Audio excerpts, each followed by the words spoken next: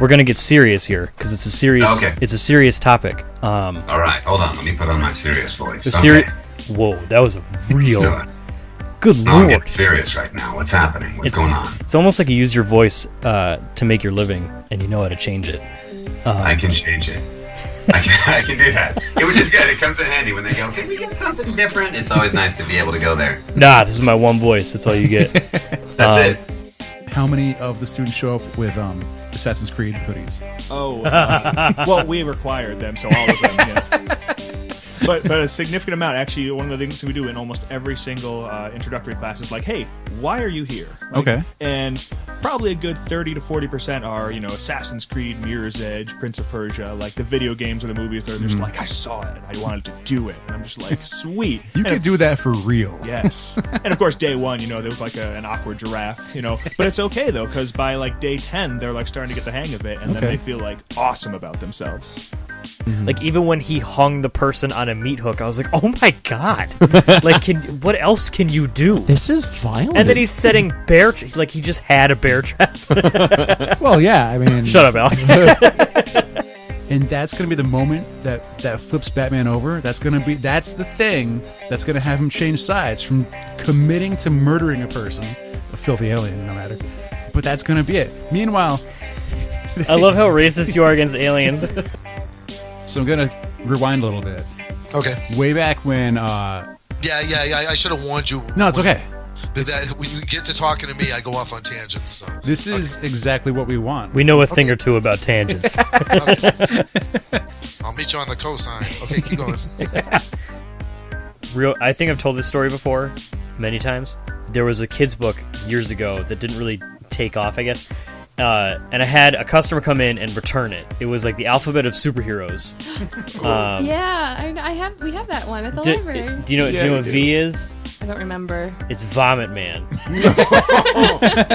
And it just shows this guy like it's Brundlefly forcefully vomiting, but he has like the biggest smile on his face because like his superpower is like to vomit. And, like the woman the person came in and they were furious. How dare you give this to children? It's disgusting, and What are you so she them? demands her money back. So whatever. The next year, I'm walking around at New York Comic Con and I see it on a guy's table, and I was like, "Did you draw this? Is this you?" He's like, "Yeah, I wrote and drew that one," and I told him the story. He's like, "That's exactly what I wanted."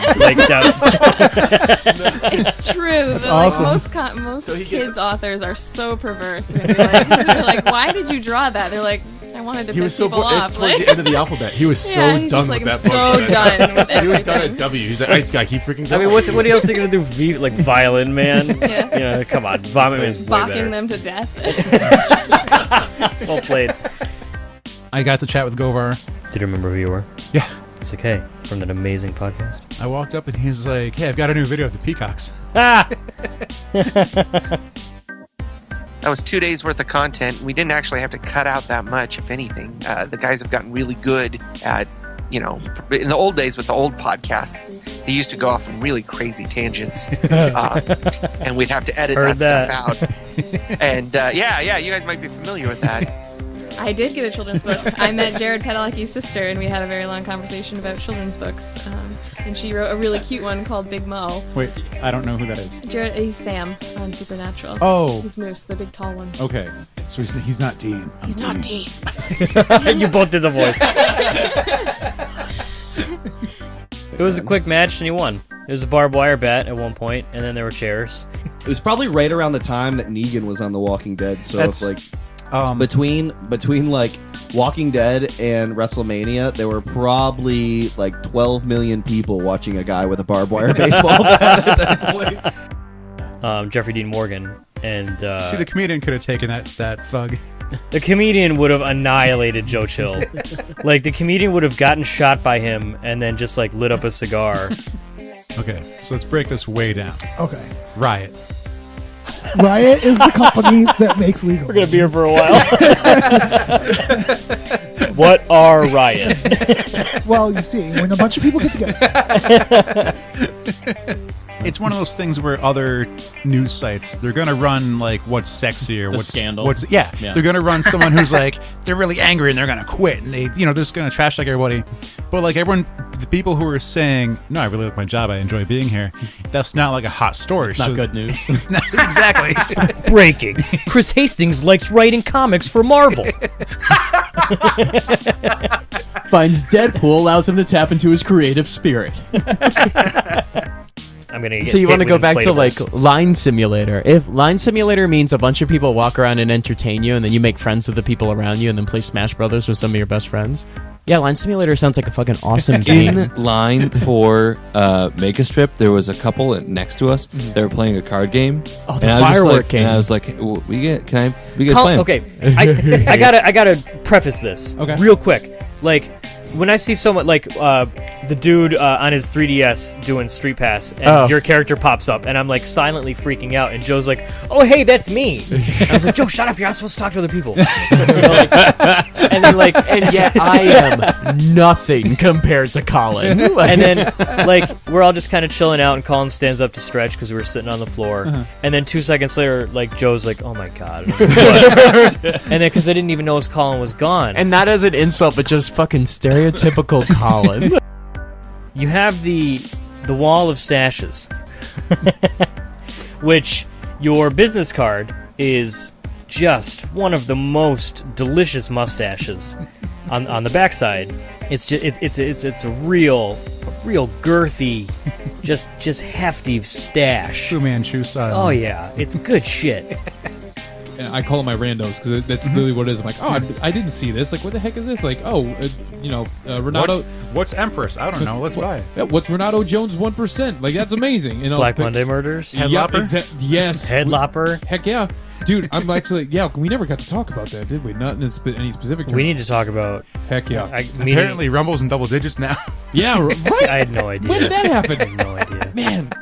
I thought I was up to date on Rumble, but yep. They just snuck it right in, right in. It's like, oh man. There are no. It's not an Angry Marine, which is a. Angry Marines are awesome. They're a creation of the internet. No, they're not pink. They're like yellow. Hold on, They're yellow, and their logo is a gigantic angry face. Are they a lightish red? They epitomize yellow. like the fury that a space marine is supposed to have. Okay. And they look down on anyone who's not as angry as they are. Alex, yeah, they like to give the middle finger to a lot of sending you people. a link, Alex.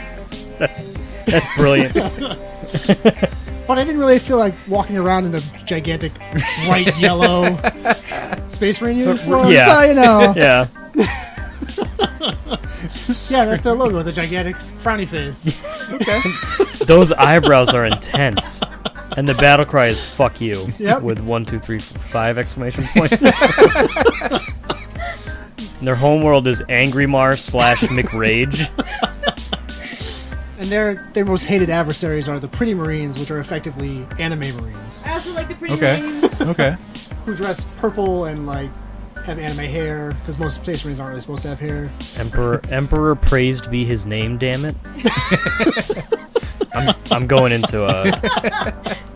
We're going off way off on a tangent over here. Which, you know what?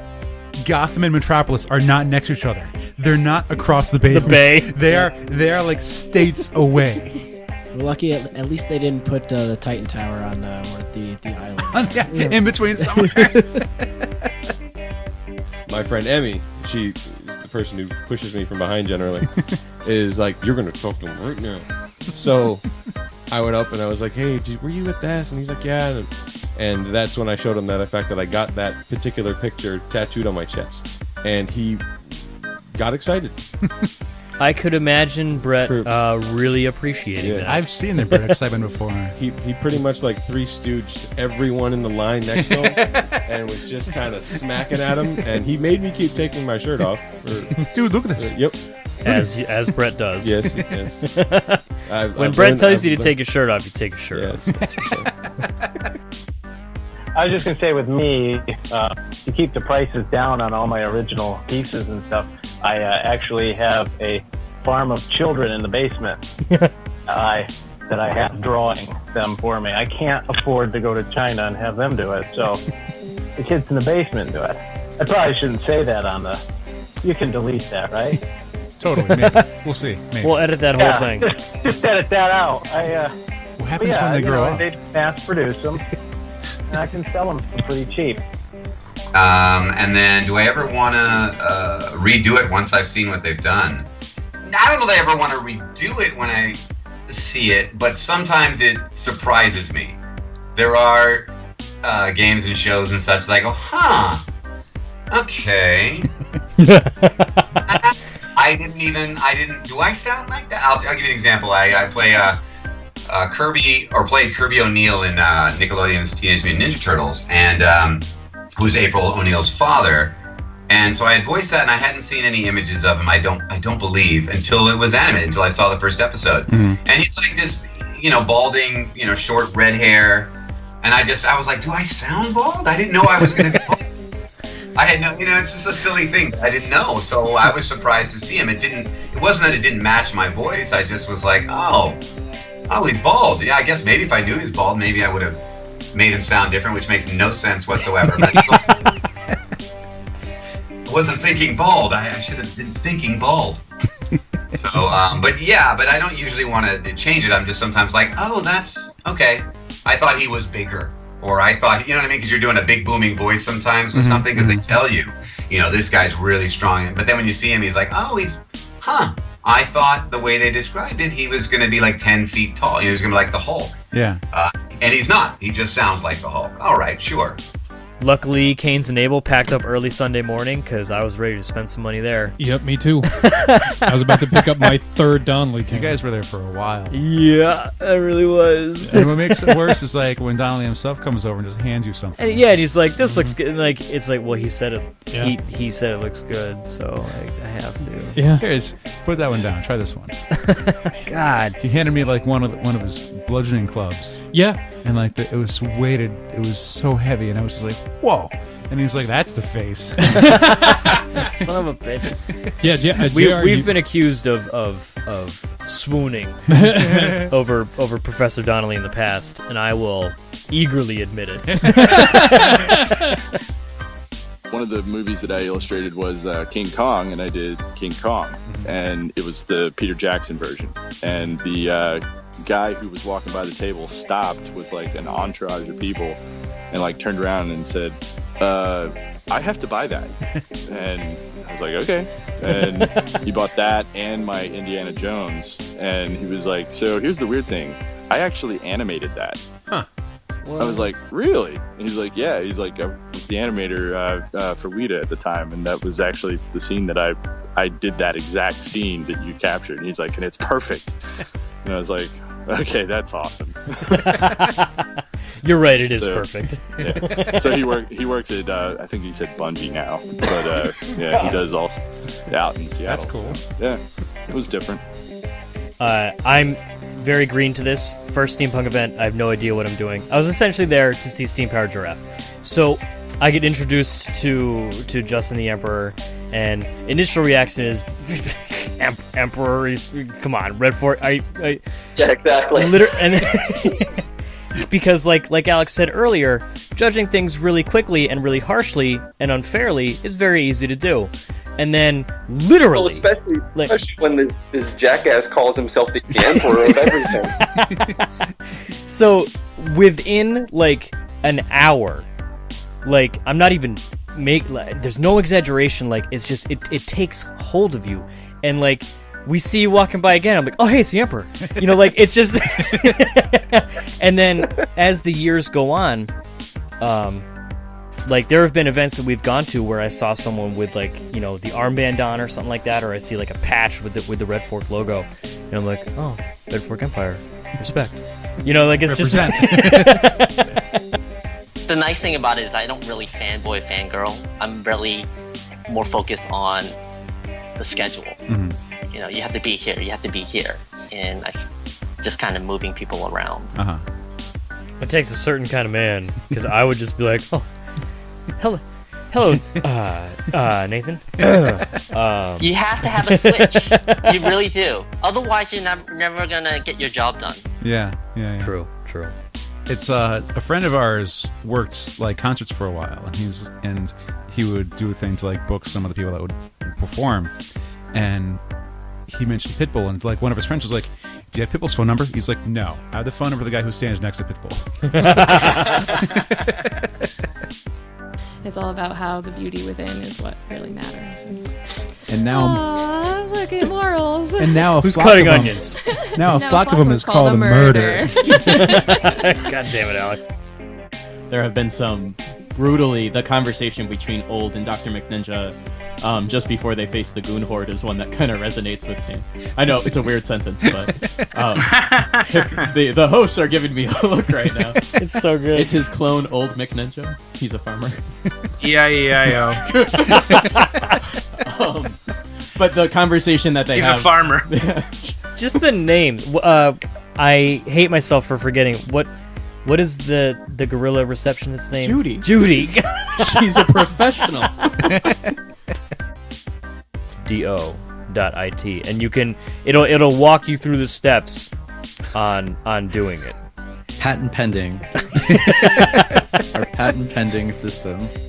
So is there a thing behind that, or I kind of want to know where that came from? Yeah, it's so Ross kind of made the first chart because Ross lives near me, so we would often drive to conventions and things together. And one day he was complaining about he had this idea for this comic that it would all be those design symbols that you see, the generic design symbols that you see for man, woman, caution, that kind of stuff. Mm-hmm. And he was going on and on about I want to do this, but all this stuff, and I got fed up with him. I said, Ross, just fucking do it. Just fucking do it. Just stop talking about it and fucking do the thing. And very next week, his first system comic came out. We had the dumb idea of trying to turn it into a business, an app where you would set a reminder for yourself, and then me yelling at you fucking do it as a wave file would pop up when it was time for you to do the thing. And then there would be tier system, if you needed somebody to call you, we would call you at a certain time and yell at you to do the thing. And I'm not trying to turn your own advice onto you here, Jamie, but I believe that you should fucking do that because that sounds awesome. Well, yeah, that was the other question. Is would anyone buy into this idiotic thing if we were actually calling people up and saying, "Did you do it? No, fucking do it," and hanging up. Or then you end up hearing the pitch from the guys next to you 600 times over the course of 2 days. Oh, that guy drove me crazy. And he wasn't it's not like he was a dick or anything, but boy, he was selling hard. I think as we were talking to you, I think we heard it at least 3 or 4 times. Oh yeah. And it was all it was verbatim with the same emphasis on each blah blah. It's about this, and then this happens. Meets Die Hard, whatever. I kind of wanted to punch the guy, but I also wanted to hire him at the same time to pimp my stuff. My comics are pretty clean. My sketches are absolutely filthy. The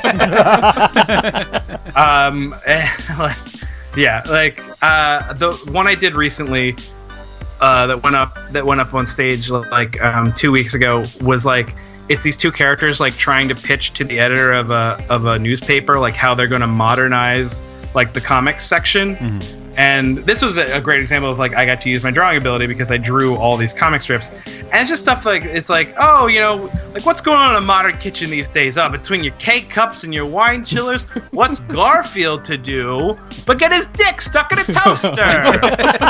and you see, and I drew Garfield fucking a toaster. And so yeah, they're very different itch. You just got to get it out, Yeah. And then I think the big finale of that was it's a long story about Phil, the owner, Marmaduke's owner, indulges in self-bondage play while the family is gone, and gets trapped. And then he can't feed the dog, so Marmaduke eats him. They say you can't judge a book by its cover, but can you judge fan fiction by its title? I think it often, yes. Yep. 100%. Not 100%. A lot of the time. Like almost 100%. Well, if you know it's erotic fan fiction and then the title is like Care Bears anything, you know you're in for a rough time. I mean, man. I tell you what I've learned. No one writes normal erotic Care Bear fanfic. Like, there's no simple missionary position. They made love, and then they went about their day. No, if they're going to write about erotic or Care Bears having erotic adventures, they're going to be the most fucked up adventures they can imagine. Hungry Box playing Jigglypuff. I'm just like, he's just air forwarding. It's actually back air. Is it back yeah, air? It's back air. Okay. Yep. Sorry. It's Jigglypuff's back air off I'm stage. just like, I get it. Like, I'm not a Smash player. I played Smash 4 for a while. I actually entered a Smash 4 tournament. Did better than Colin. Oh no! Oh snap! No, Colin is way better than me with that game. Colin is frustratingly good at Smash. Yeah, Colin's very good at Smash. I would agree. And if I see Batman's origin story one more time, I'm going to shoot the Waynes myself. Like, it's like every time there's a Batman movie, we always see the Waynes get shot. Yeah, I guess you have to now. I guess there's no choice. It's time to sacrifice the Waynes again to ensure a good harvest. They put me on like the operating table, and like they strap my arms down and spread me out, and there's the big old giant lights. One of the reasons they strap me down is because they're going to be moving me, because they tip me sideways. Yeah. So that nothing falls out when they cut me on the side, because they're operating on my side. Yep. Because your skin is not going to be there to hold your organs. Yeah. It's like they either roll you or like tip the table at you. Stuff you don't think about. Yeah. You know when Han slices the tauntaun. The tauntaun. Yeah. And it just spills right out. Billy Butcherson. Yeah. From Hocus Pocus. Oh my god, with the sewn lips. With the sewn lips. Yeah, I got it. I was she pulled again. Alex, do I have to fire you? You look confused. Never watch Hocus Pocus. Get out. Never. Get out. Never. Get the fuck You out. call yourself a I'm never haunter? going to watch Hocus Pocus. What? It's so good at. Nah. Why? Nah. Why? We're interrogating you now. It's Why? one of the exactly the exact like reaction you're having right now just makes me more not want to see it.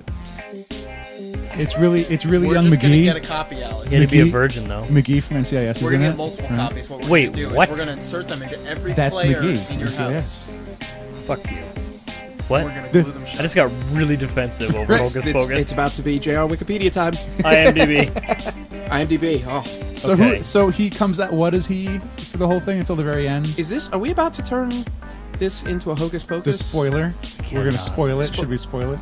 Do I get to spoil? Do I get to spoil stuff on OMV? Yes. Go for it. You're welcome. He's a virgin. Now's your chance. There you go. For as much as I rail on Kyle for spoilers. Yeah. Thanks. Oh man, it's true. Vaguely spoilerish. And Alex has turned it into a running joke. We're way over time now. Of course we are. Yeah, we're at almost an hour and 20 minutes. I knew that was going to Oh happen. my god, McGee was in Hocus Pocus. Like, I was freaking out on my toilet. I was like, that is fucking... Good place to freak out. Right? You know, like, it's like the one good place. Like, you're safe from everything. You have everything you need. Except your pants are down. I keep food in my bathroom, by the way. Yeah, your pants are down. You can't shit your pants. Yeah, but you can't get in a fight. I immediately was just like, holy shit. And like, literally, get it? Pooping. Who's Brett talking to? I don't know. Some fucking scary guy. Some really fucking scary guy with an enormous hat, which I still have your business card, by the way, because it is a big hat. It's a tall hat, that's what it says, right? Yes, it is a tall hat. The editor of IO9, it is Mr. Rob Bricken. Rob, thank you so much for coming on. Absolutely. Happy to be here, gentlemen. Although, I've got to say, as I told you earlier, I'm infuriated to be on episode 232 when I specifically requested 264. You know, that extra 32 weeks, I just don't... I don't know if we could have swung it. You know, there's... I'm a professional, so I'll put up with it, but frankly, I'm appalled. But these dudes quit. Mm-hmm. Some of the biggest, like... arguably the biggest names at the time, like Todd McFarlane, Rob Liefeld, Jim Lee, Eric Larson. Wills Portasio. Wills Portasio. I can't remember. Are we bad geeks if we don't know this? No, I don't think we are, because there's a lot of them. Image Comics founders. I spelled it founds. Let's see here. Rob Liefeld, Eric Larson, Jim Lee, Wills Portasio, Mark Silvestri, Todd McFarlane, Jim Valentino. Valentino Silvestri. I think that's pretty good. Yeah. Can we name the founding fathers of the country? The founding... No. Washington. Franklin. It hit me hard, because I guess it's really easy to forget like how quickly anything can change. And it's just like we just talked to Keith at Massive. It was the first time I'd ever met him. He gave me a book, and I regretted not. I was like, why didn't I get it signed? But like, it was, and then like I think, what would you say it was like 7 days after Massive? It was a week. Yeah, it was exactly a week after I met you guys. It was just like, oh hey, yeah, there was an accident. There was a GoFundMe page like to raise funds for like, and it was just a lot of people were just, oh my god, this happened. I think, was it on Bleeding Cool? Yeah, it was on Bleeding Cool. Yep. And it was just like, we were just like just the other day, and it's for some reason it really messed with me. Like, and it was how quick things can happen, how everything can just you know, the simple act of just losing one's footing can completely, like, it was like one of those holy shit moments, you know? I don't know. It messed me up. It genuinely did. Would you give a hug? Kinda. I mean, can you give him a hug for me? After we record, he's embracing me. He'll be fine. Like a giant grizzly bear. I've had a lot of the same thoughts, you know, especially early on in the healing process, when it's just, you know, I was stuck on my couch because I couldn't go up or down stairs or anything for a long time. So for a good 6 weeks, I was on my couch for, you know, 23 and a half hours a day, unable to walk, had to have my leg elevated constantly. And so, you know, I had a lot of dark thoughts about that same thing, like how quickly things can change. I'm a healthy guy. I'm a long distance runner, or I was. I'm told I can't run anymore. Oh, like forever? They say maybe I can run 2 or 3 miles, but I can't run marathons anymore. Jesus. But we'll see. Yeah, it's true. In the grand scheme of things, you know, it's... Yeah. You know, and there's a lesson here to be learned. You know, I just got to figure out what that is.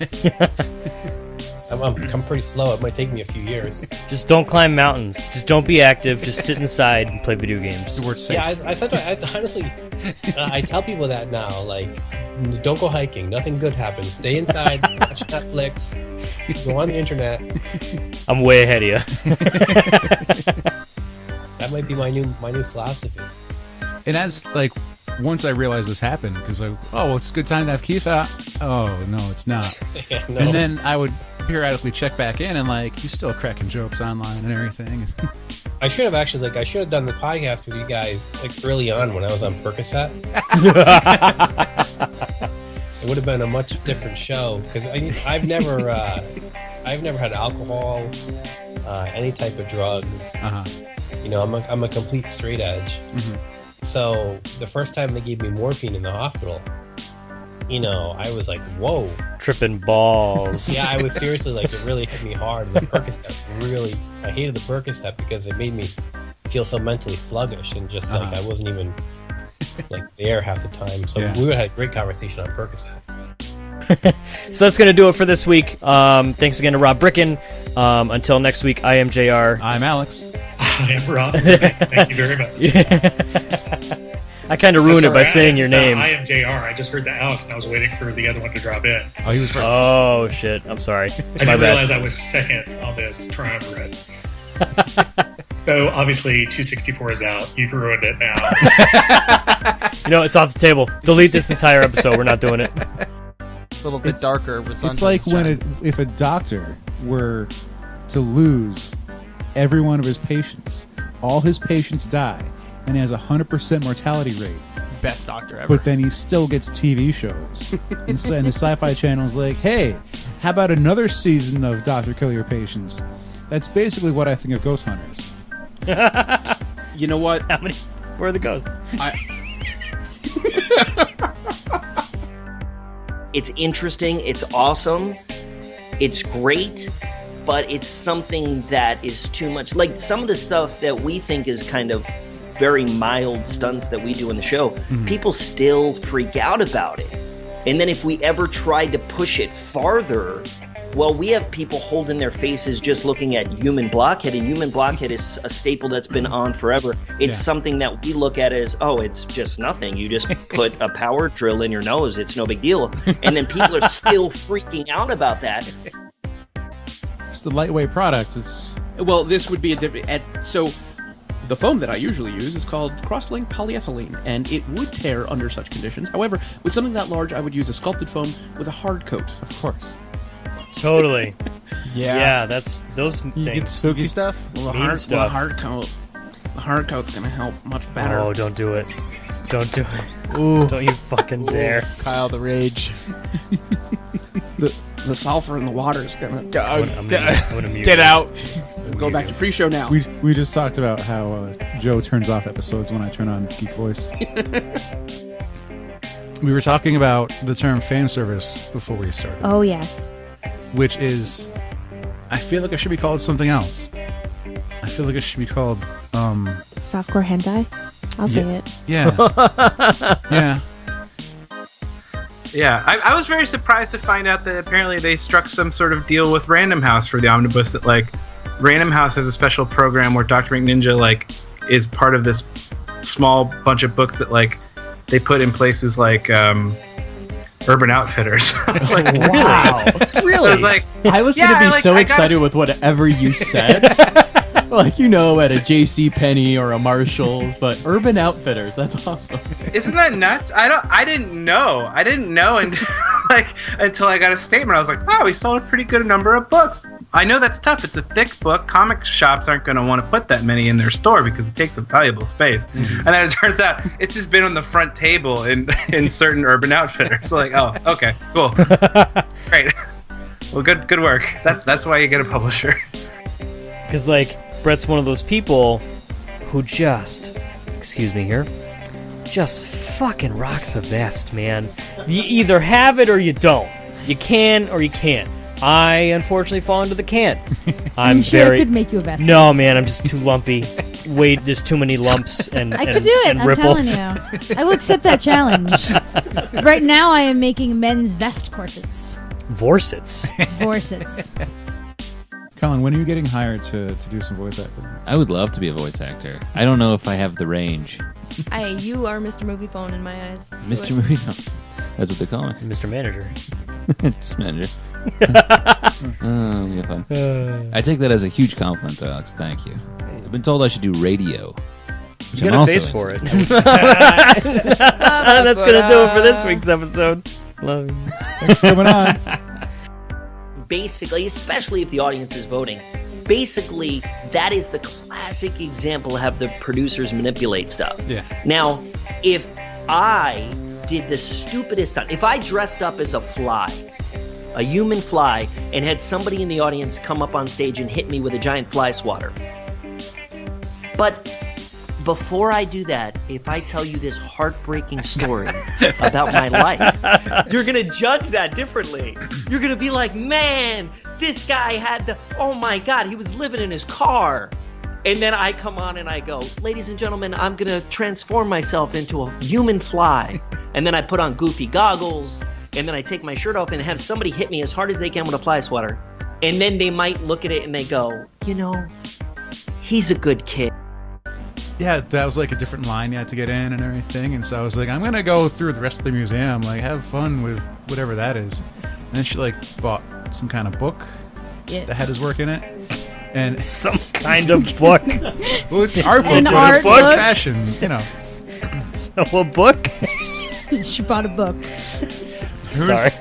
There was no words in it. How do you read it? It doesn't count. There are probably words in it, actually. A couple. Maybe. The dress is made by Steve McQueen. Yeah, still not While that one. driving a While Mustang. driving. People were punching holes in the wall. Yeah. Bathroom doors were kicked in. Katsukan 2016 the best. I wonder who wrote that on the bathroom stall. Was it one of the Katsukan people? Probably. Let's not have Or them it here could have next been year. sabotage. Yeah, it's like anime Boston staff. Like, yeah, fuck you, we're the best ones. Get them thrown out. That's what they. For the record, Colin for the crotch record, chopped. don't sound like that. I did crotch chop. This is an audio medium, but. By the way, I know nothing about cooking.